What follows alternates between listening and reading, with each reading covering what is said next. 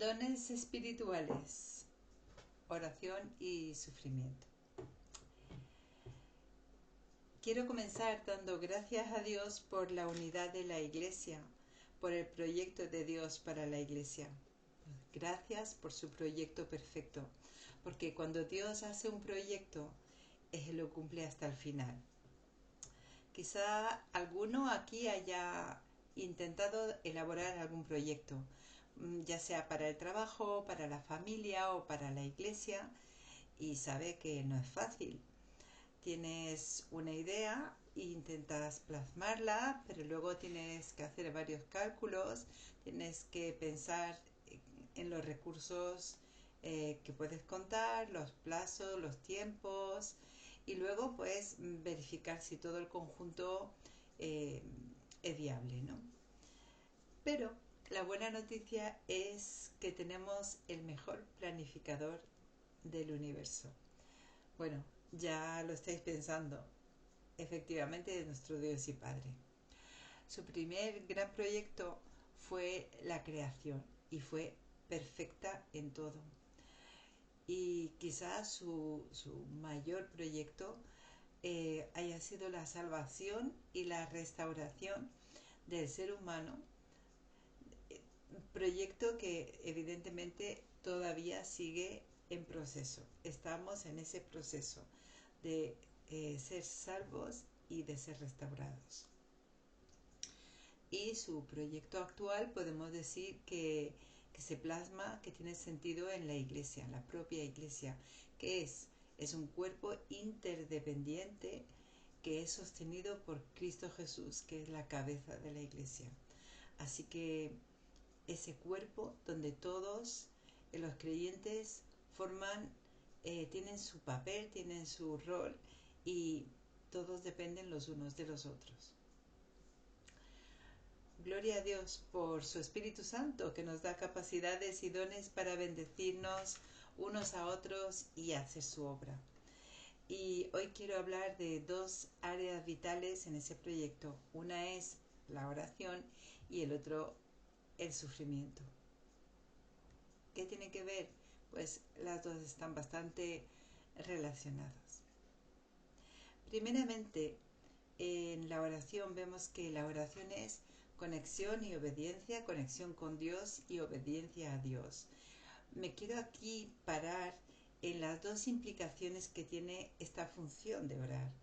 La oración no aparece en las listas de dones que vemos en Romanos 12, en Efesios 4, en 1 Corintios 12, pero sin duda la oración es el corazón de la vida cristiana. Sin embargo, lo hemos visto, cada don tiene una implicación como deber cristiano o como una capacidad especial. Tiene las dos vertientes. Sin comunicación no hay relación. Sería muy difícil mantener una relación con alguien al que no hablas o al que no escuchas. La oración es la herramienta poderosa y sobrenatural que Dios nos da para comunicarnos con Él. Y en la Biblia encontramos las respuestas de Dios, como el Señor nos contesta. Primeramente por medio de su palabra, la palabra escrita, la Biblia, ¿vale? Y luego también a través de su Espíritu. Así que en Salmo 119 tenemos un versículo de oro que dice: tu palabra es lámpara a mis pies y luz para mi camino. ¿Cuántas veces en la palabra de Dios hemos encontrado la luz que necesitábamos para seguir andando? La oración es ese diálogo con Dios que siempre funciona. Sí, porque no necesita ni baterías, ni señal eléctrica, porque el cielo siempre está abierto, siempre sabemos y estamos seguros de que somos escuchados. Y cuando oramos recibimos consuelo, claridad, sabiduría, equilibrio y paz. Así que es realmente una comunicación activa. Y por eso necesitamos buscar a Dios cada día, diariamente. Tenemos que buscar a Dios y hablar con Él. Pero ojo, no debemos buscar a Dios solo cuando necesitamos algo, ¿vale? Eh, si solo le buscamos por conveniencia, nos ponemos a nosotros realmente, nosotros mismos en el centro, como si fuéramos lo más importante. Y entonces no estamos dando lugar a la gloria de Dios. Porque no se trata de nosotros, se trata de esa relación con Dios. Y la oración es ese milagro por el cual podemos nosotros comunicar con Dios.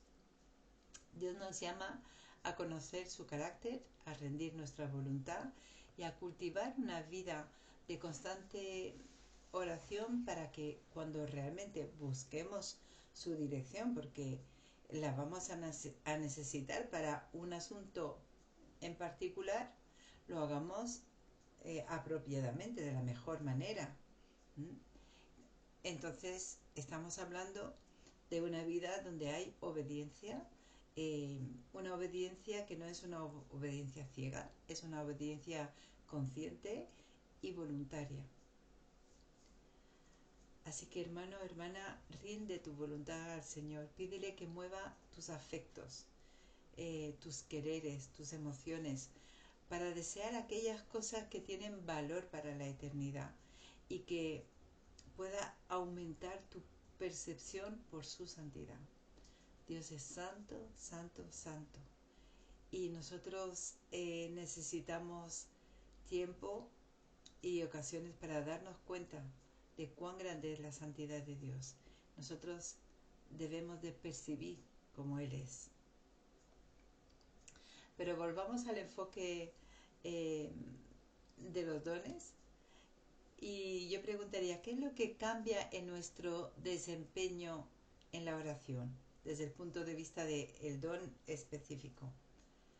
Pues es que algunos creyentes tienen ese don especial de intercesión. Pueden pasar largo tiempo orando intensamente y la verdad es que disfrutan haciéndolo. Y podemos encontrar varios ejemplos bíblicos para esto. Tenemos el ejemplo de Daniel, el profeta Daniel, que se nos cuenta que oraba 3 veces al día. Sistemáticamente él tenía esa costumbre. Y Daniel es un ejemplo de obediencia y de perseverancia en la oración. Lo encontramos en un momento crítico donde el rey y sus consejeros habían decretado de que no se podía adorar a nadie que no fuera el rey y que si pillaban a alguien adorando a otro dios, pues era mandado a la muerte. Y Daniel decide seguir fiel a su Dios y se pone a orar como tenía por costumbre.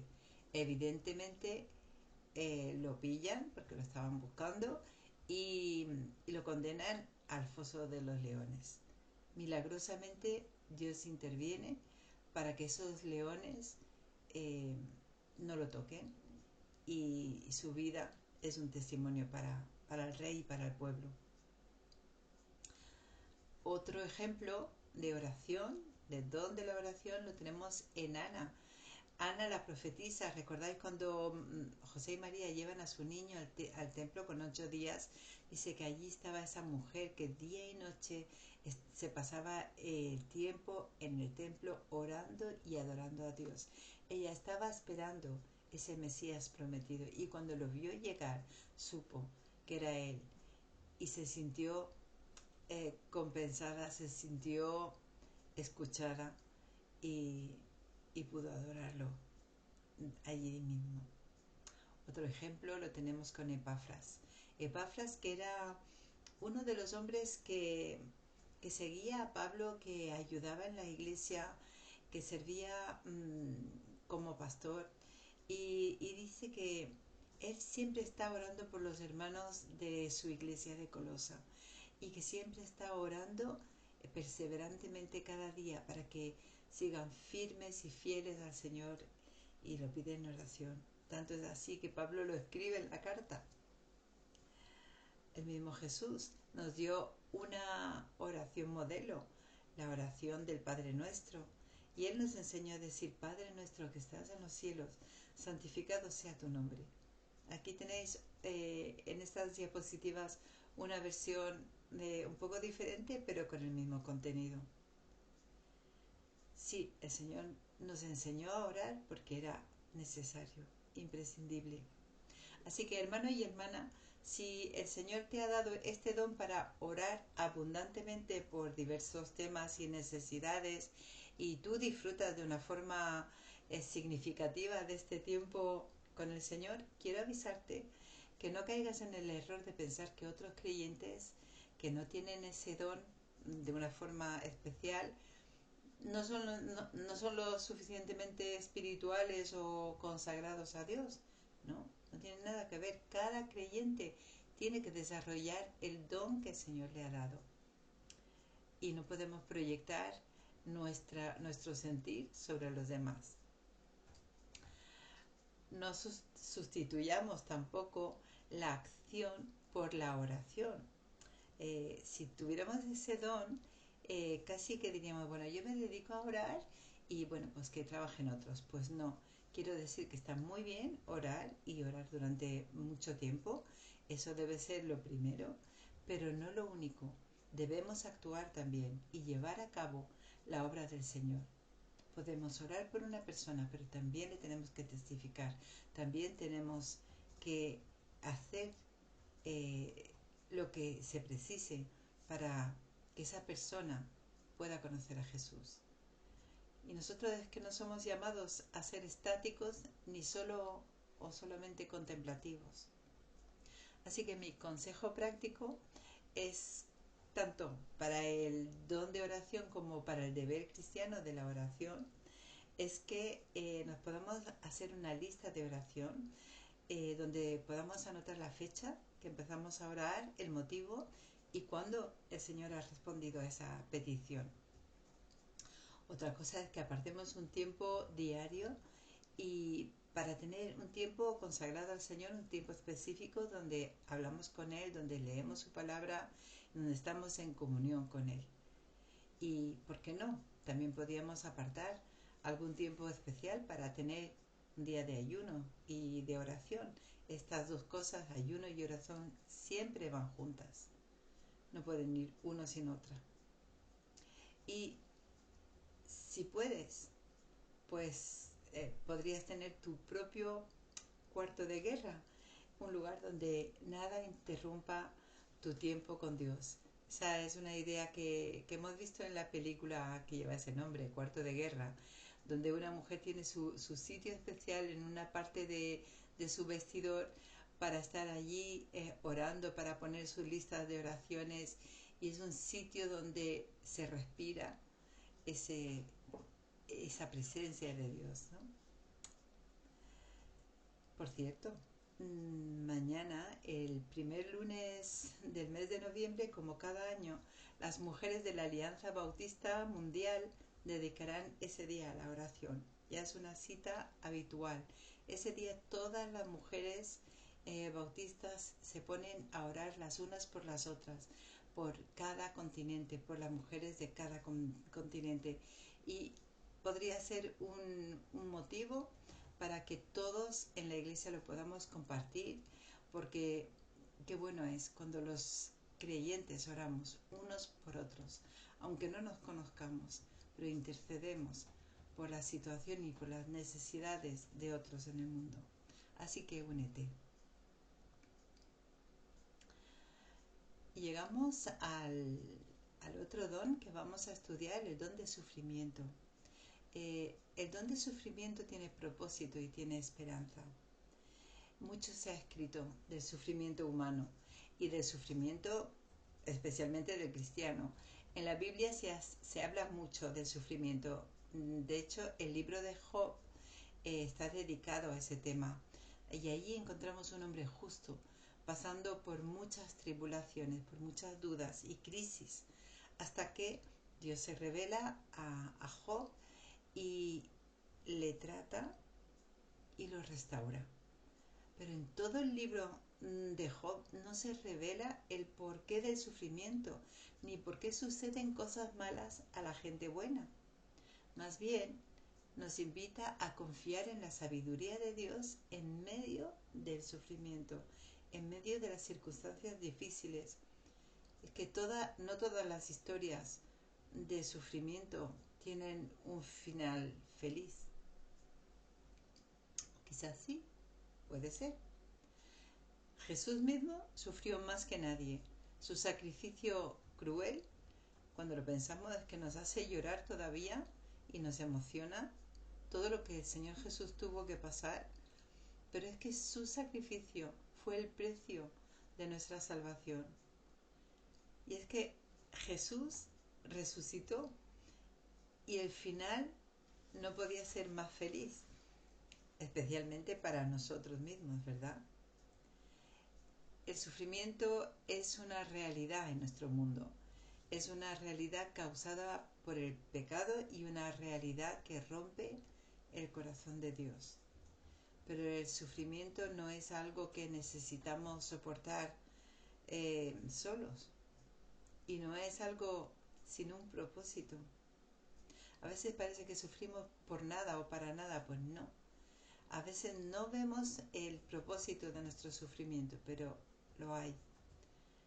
Cristo está con nosotros en nuestro sufrimiento y también nos proporciona a otros creyentes, a otros cristianos que caminen a nuestro lado cuando estamos nosotros pasándolo mal, cuando sufrimos.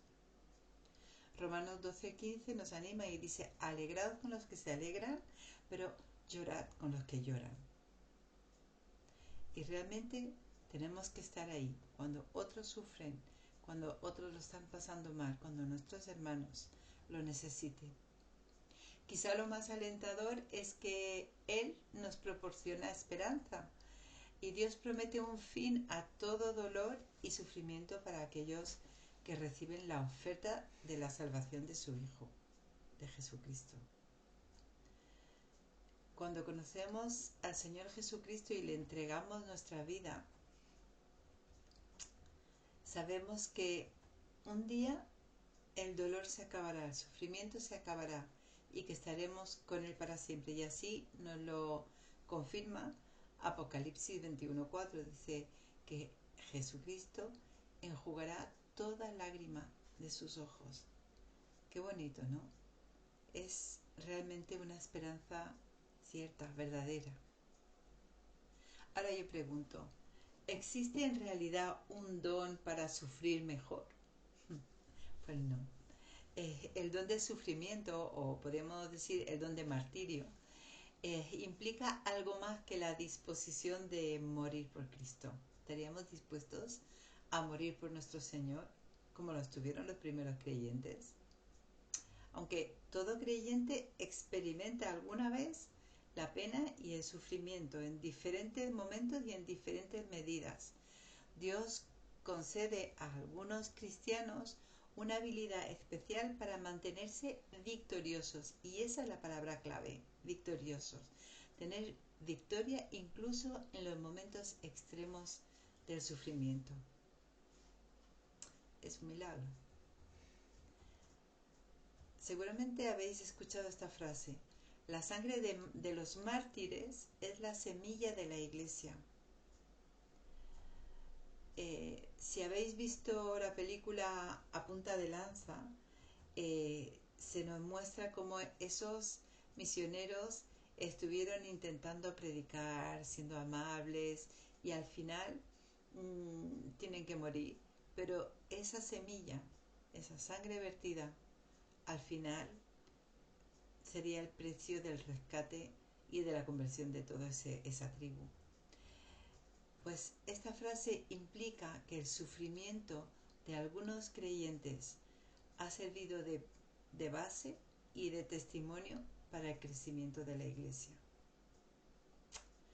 ¿Qué haría yo o qué harías tú si tuvieras que decidir entre tu propia vida o negar el nombre de Jesús? En España, después de la guerra civil, hubo mucha represión religiosa. Muchos de nuestros templos cerrados y burlas, ataques, pérdidas de trabajo para los creyentes. y la verdad que no llegó hasta la amenaza de muerte, pero en otros países sí la hay hoy en día. Y sin embargo, ellos siguen firmes, porque saben que el sufrimiento por Cristo tiene una recompensa eterna. Miles de cristianos viven escondidos sin poder reunirse o jugándose la vida para compartir las buenas noticias.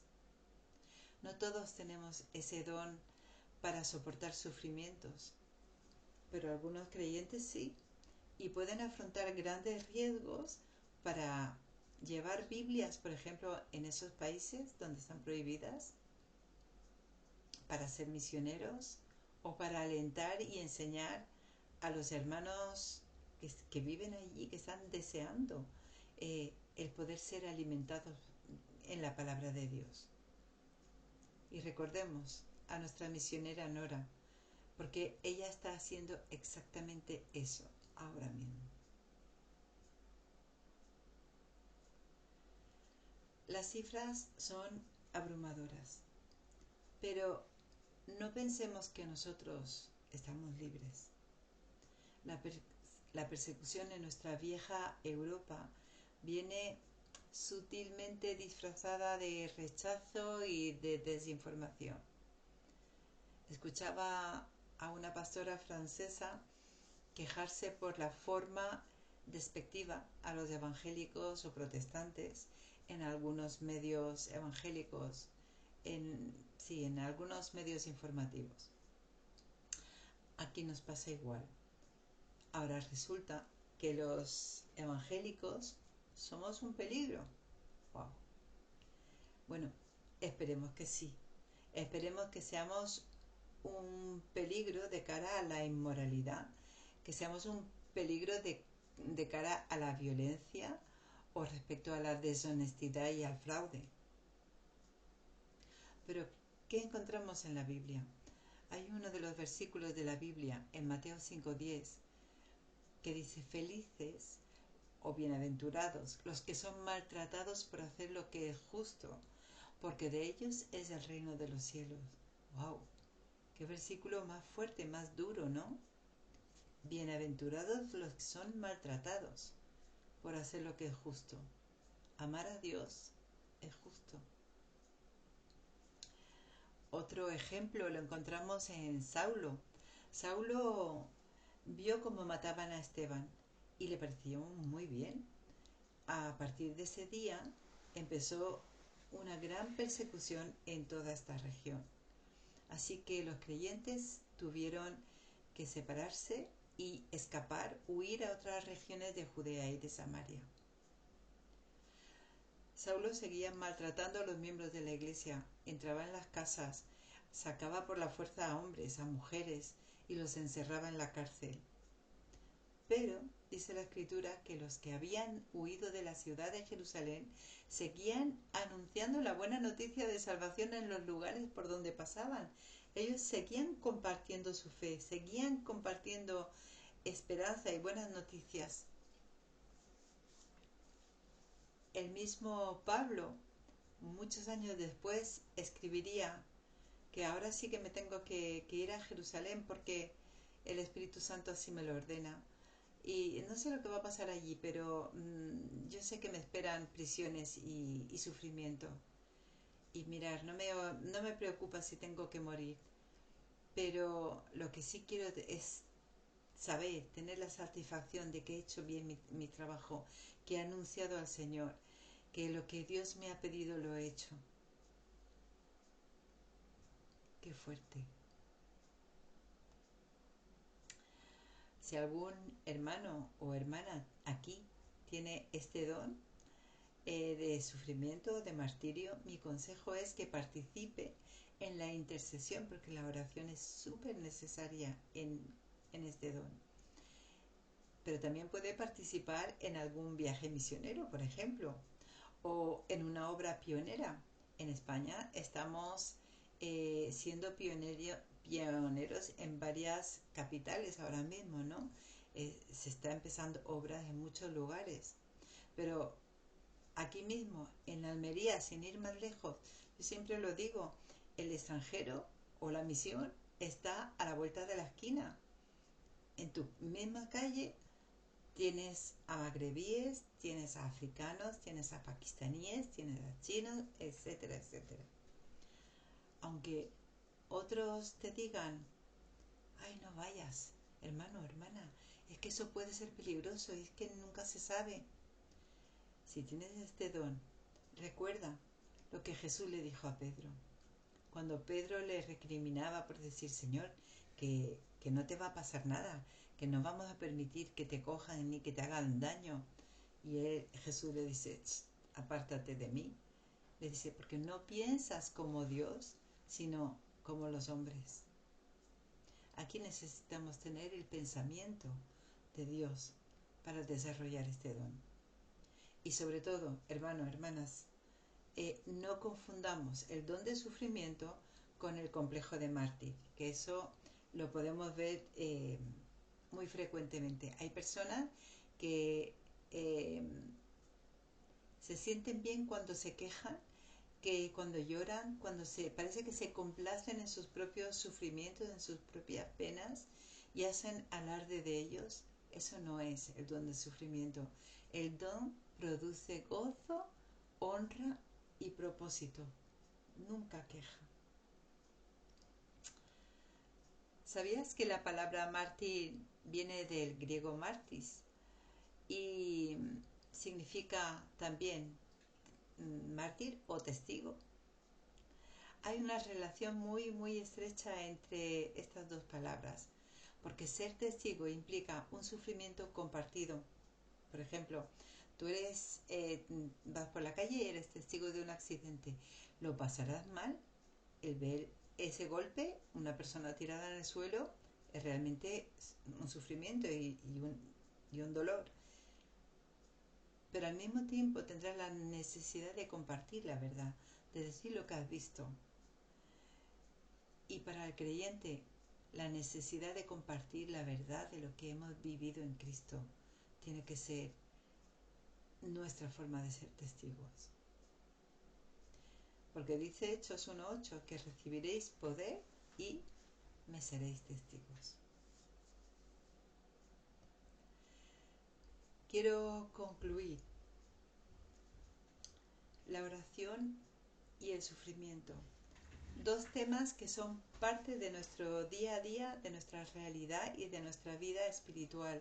Situaciones en que Dios quiere ser el primero en ser consultado y en ser llamado. Realidades en que Dios nos proporciona gracia, acompañamiento y dirección. No estamos solos, Él está con nosotros y Él nos va a mostrar cómo seguir. Dios nos da herramientas para poder batallar en la vida de la fe. Lo mejor es que Dios va a anular nuestros miedos y nuestros temores. Juan en su carta dice, en el amor no hay temor, sino que el perfecto amor echa fuera el temor. Primera de Juan 4:18. La unidad de la Iglesia es vital. Es una codependencia o una interdependencia, como decía antes, que genera vida y propósito según el plan de Dios. Pero a veces el equilibrio depende de un hilo. En cuanto uno u otro de nosotros nos propasamos o nos excedemos en nuestra propia visión de cómo deben ser las cosas. Cuando ya no es lo que Dios dice, sino lo que nosotros pensamos sobre un asunto. No olvidemos sujetarnos bien a nuestra cabeza, que es Cristo, para que las constantes vitales fluyan correctamente, para que estemos sincronizados, que nos sujetemos mutuamente y que vayamos todos a una, todos juntos, conquistando los objetivos de amor, de testimonio y de misión que Dios nos ha marcado. Así que hermanos, sigamos unidos, sigamos orando, sigamos firmes aún en el sufrimiento, porque el proyecto de Dios sigue en marcha, perfecto, eterno y glorioso. Amén.